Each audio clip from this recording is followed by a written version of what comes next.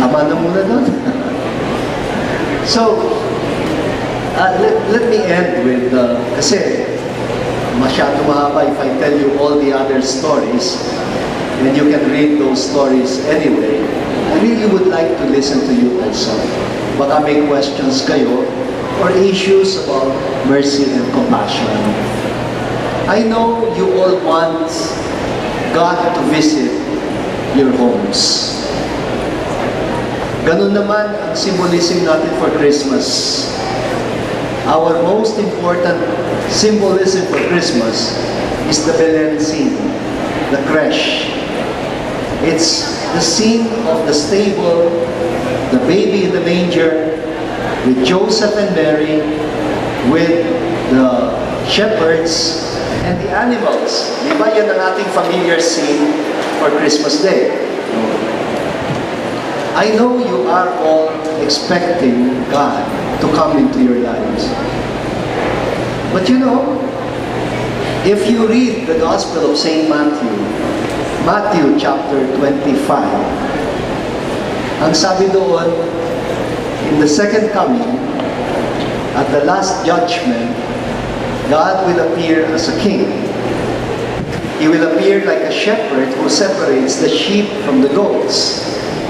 Sasabihin daw niya sa mga sheep, "Come, you who have been blessed by my Father, inherit the kingdom prepared for you since the foundation of the world.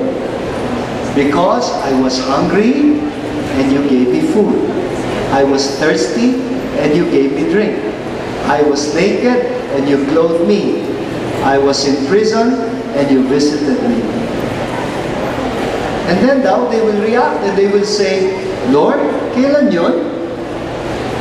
When was it, Lord? When did we see you hungry and give you food? When did we see you thirsty and give you drink? When did we see you naked and clothe you, or in prison and visited you?" At ang sagot daw ng Panginoon, "Whatsoever you did to the least of my brothers and sisters, you did it for me." Well, on Christmas you expect Jesus to visit your homes. I warn you, because God may have come into your lives many, many times already, and you may have snubbed Him. The next time God visits your home, make sure you are ready to welcome Him. Because when He comes into your home, He will not look like God. He will not look like your calendar picture of Jesus, Mary, and Joseph. They will not look like the Holy Family. They will look like ordinary people, especially the poor and those who are in need. But if you can still open your homes and welcome them and extend acts of mercy and compassion for them, then you will receive your great surprise at the end of time. So, hindi ko na pakakahabaan. I will leave the rest for your own personal reading. If you would like to ask me any question, I would be very happy to answer them. Thank you. Thank you so much, Bishop Ambo, for that very inspiring and uplifting sharing of yours. Taking it from you, Bishop Ambo, you are the embodiment of God who came here in Holy Family to remind us that we have to be childlike, similar to the child in your first story who became a model of mercy and compassion. And at the same time, may we all be like Totoy, who is a pearl in the mountain of trash, who is as selfless as anyone else. And may we all be reminded of those very important values in life. At this point, the floor is now open for your questions about the topic. If you have some uncertainties or clarifications, now is your best chance to have them answered. It is not every day that we will get this chance to meet Bishop Ambo. Just write your questions on a piece of paper and then give them to the SE officers near you. Ambo, we have a first question, or we have the first question here. It's actually from BN Lagi Canlas, who wants to purchase your book. And then, earlier, prior to the start of this program, she asked me, what could have inspired Bishop Ambo to write this book, aside from the traffic scene that you shared earlier? Well, you know, Pope Francis has always been a source of great inspiration for me. The last time I saw Pope Francis was about 3 weeks ago. 3 weeks ago, nasa Rome ako, kasama ko si Cardinal Chito Tagle.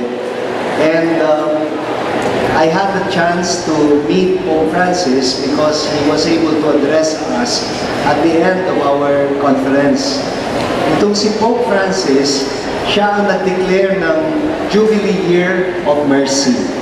And he wrote a book, or not a book, but a little apostolic letter na ang pamagat ay Misericordiae Vultus.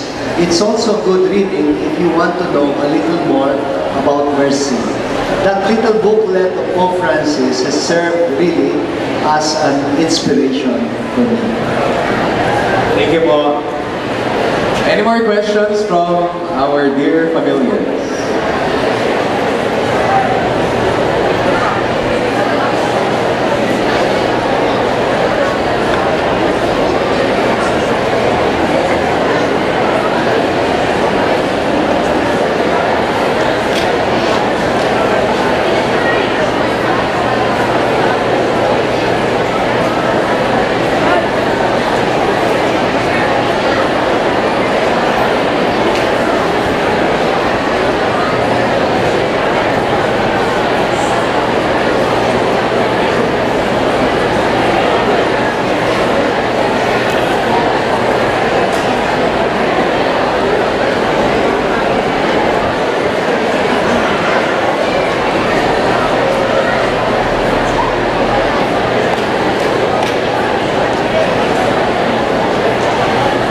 Here's a question po from Ryan Perez of 11 St. Placidus. What were your best experiences of mercy and compassion when you were in Holy Rosary Parish? Ang best experiences ko, tatlo. They were encounters with 3 young men. Tatlong kabataan. Ang isa, ang pangalan niya ay Pablo Pili. Isang kabataan na isinilang sa Angeles District Jail. At hanggang ngayon, nakatira sa Angeles District Jail, pero hindi naman siya prisoner. He is one of my inspirations, that young boy. The second one is a boy called Ralph. Meron bang Ralph sa inyo? Well, this young man is a survivor of Typhoon Yolanda. Na-meet ko siya dahil dinala siya sa Holy Rosary Parish. He was a refugee along with the Benedictine sisters from Ormoc. Benedictine sisters, yeah, I think from Ormoc, no? Yeah. But I don't know kung naging student siya ng school ng mga Benedictines. I really don't know the story kung bakit naisama siya ng mga Benedictine sisters. He was the lone survivor of his whole family. You will find his story really interesting. Dahil namatay doon sa Typhoon Yolanda ang kanyang father, mother, and all his brothers and sisters. Siya lang ang nag-survive. That's my second inspiration while I was at Holy Rosary Parish. At ang pangatlong naging inspiration ko when I was a parish priest at Holy Rosary Parish is someone whom you know na nagtuturo dito sa inyo na ang pangalan ay Brother Joel Ambo. Do you know him?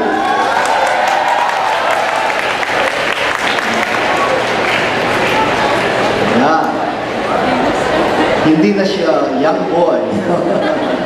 He's now an adult. But when I met him, he was still very young. Dahil matagal-tagal ako, I think I stayed at Holy Rosary for about 7 to 8 years, no? Kaya nung una ko siyang makita, teenager ko siya. And when I heard his story, I was also inspired, no? So I call them the 3 young men who inspired me with their story. Gusto niyo bang marinig yung kwento ni Brother Joel? Ay, hindi ko alam kung gusto ni Brother Joel na marinig ninyo yung story niya.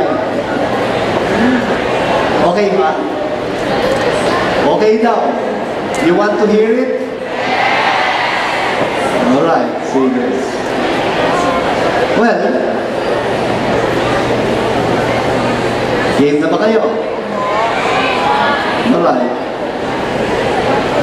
Nung makilala ko si Brother Joel, sabi ko, bakit hindi ka mag-aral? Kasi he was, going to school. And nag-volunteer siya sa Holy Rosary Parish. And I immediately saw na very talented naman siya. Tapos, kinuwento niya sa akin ang kwento niya that when he was a little boy, apparently, he was being bullied. Alam niyo yung bullying? He was being bullied. Hindi niya kinukwento sa nanay niya. Tinatago lang niya sa sarili niya. Yun pala, galit na siya. Kasi binubuli siya. Until one day, napaaway siya at nasaktan niya yung bully. Na-expel siya. Si Brother Joel, na-expel in elementary school. At na-blacklist siya, ayaw na siyang tanggapin sa kahit anong school. Sinabihan ng nanay niya, may depresya ho yung anak niyo. So, hindi siya tinanggap. Yung mother, siyempre, awang-awa kay Joel, sabi niya, paano mo mag-aaral ang anak ko? So, ginawa ng nanay, binigyan siya ng homeschooling. Humihiram lang ng textbooks sa school. Humihiram lang ng textbooks sa school. Tapos, lumaki siya. And now, nung ma-meet ko siya, binata na siya, volunteer siya. At gusto niyang mag-aral. Gusto niyang maging scholar. Ay, sabi ko, paano ka magiging scholar kung wala kang elementary diploma at wala kang high school diploma? So, ang ginawa niya, pinag-test siya sa, anong tawag dito, itong ALS, Alternative Learning System. And believe it or not, naipasa niya pareho. And he was able to get an elementary diploma and a high school diploma from Alternative Learning System. At nag-test siya for scholarship sa Social Action Center o Pampanga, and he was able to get the scholarship, at ang pinili niyang pag-aralan was social work. Sabi ko, bakit social work? And sabi niya, kasi feeling niya, gusto rin niyang tulungan ang mga batang katulad niya na baka hindi naiintindihan yung pinagdadaanan.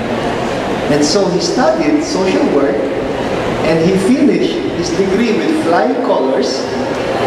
Nakapasa siya, at hindi lang nakapasa sa social work, then nag-aral pa siya ulit, and he passed the LET, no? Yung exam for teachers. Can you imagine na kayang, yung ibang tao na nagdaan ng pagiging biktima ng bullying, minsan hindi na makabawi. At ang inspiration para sa akin is not Joel himself, but his mother. Kasi Naalala ko nun, binabantayan siya ng nanay niya. Pati sa Holy Rosary Parish, sinusundan-sundan siya. Kasi nga, baka magkaroon ng violent tendencies. But when he saw na okay na siya, then pinabayaan niya. So para sa akin, these three young men are stories of victory. And if it were not for the love, unconditional love of his mother, and the mercy and compassion of people who understood why he was sent out of school, he wasn't a bad boy. Ganoon din. Parang yun ang appeal ko sa mga educators. I know, meron din sa ating mga schools na mga bad boy or bad girl type. But maniwala kayo hindi, walang masamang tao. Ito yung challenge ko, no? Challenge especially to the faculty members and to the administrators. It is easy to love and it is easy to teach the kids who are lovable, well-behaved, and good. And if you succeed in doing that, okay, congratulations. But that's not good enough. Iba pa rin yung when you still are able to love them and to take good care of them and to teach them with a lot of patience, kahit masaway ang dating nila, that is the fulfillment of being a good teacher. At yun ang appeal ko sa mga teachers. To be a teacher with mercy and compassion is to be able to see that all these kids are good. Naniniwala ba kayo doon? That all of you are good? Parang hindi kayo convinced. Do you believe that all of you are good? Of course. Why? Because it's the same good God who created you. Yeah? Kaya, para sa akin, kailangan natin ng mga stories, concrete experiences of people like these three young men that I told you about. The other two stories nandoon din sa libro, the story of Ralph and the story of Pablo. Pablo is the boy who was born in prison, I told you about. Okay, baka may mga questions pa. Ako, here's another question po. Mahirap maging merciful kung blinded ka sa mga sarili mong problema. Paano po ba masusolusyonan ang ganitong problema? Yes. Mahirap daw maging merciful kung blinded ka sa iyong sariling problema. I like the word na ginamit doon, blinded. Ibig sabihin, you're thinking only of yourself. You're thinking only of your own problems, not realizing that other people have bigger problems probably than you. Kaya ang susi sa mercy is really the capacity for empathy. The capacity for empathy. Alam nyo, ang mga Benedictine sisters, isa sa mga trademark ng kanilang education sa inyo ay exposure, pagbabad. And thank God for that kind of orientation. Kasi kapag isinilang ka sa isang mabuting pamilya, kung minsan nakala mo lahat ng tao katulad mo, and it's not true. Kapag pinalaki kang mabuti sa isang mabuting tahanan, you think everybody else has enjoyed that favor. That is not true. A lot of kids are not enjoying what you are enjoying.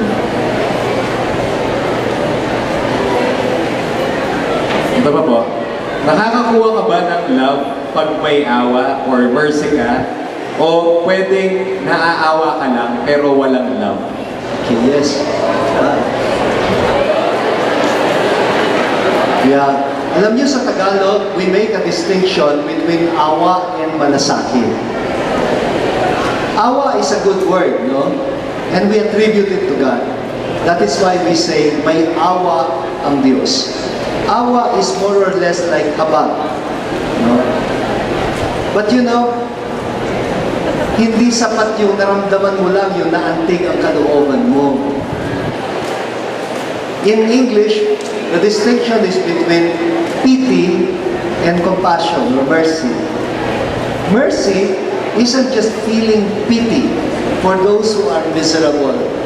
It's easy to feel that. Nawawala din yan. Compassion is something else. Mercy as compassion is when you see the suffering of other people and you feel the suffering yourself. You are disturbed. You suffer because others suffer. And you do not stop until you're able to do something for that person. That's compassion. Yun ang malasakit. So hindi lahat ng naaawa ay nagmamalasakit. Kunyari, yun sa parable of the Good Samaritan, I don't think walang puso yung unang dumaan at nakakita doon sa biktima, the priest and the Levite. I'm sure naawa din sila. But they probably ask themselves, what will happen to me if I help this person? Yung Good Samaritan daw, binaliktad yung question. Instead of asking, what will happen to me if I help this person, ang tinanong niya, what will happen to this person if I don't help him? That leads to compassion. Thank you po. How can we teach mercy and compassion in a corrupt society? Very good question. I don't know. Ang tanong ay, how can we teach mercy and compassion in a corrupt society? I think the simple answer for me is by being ourselves the examples of mercy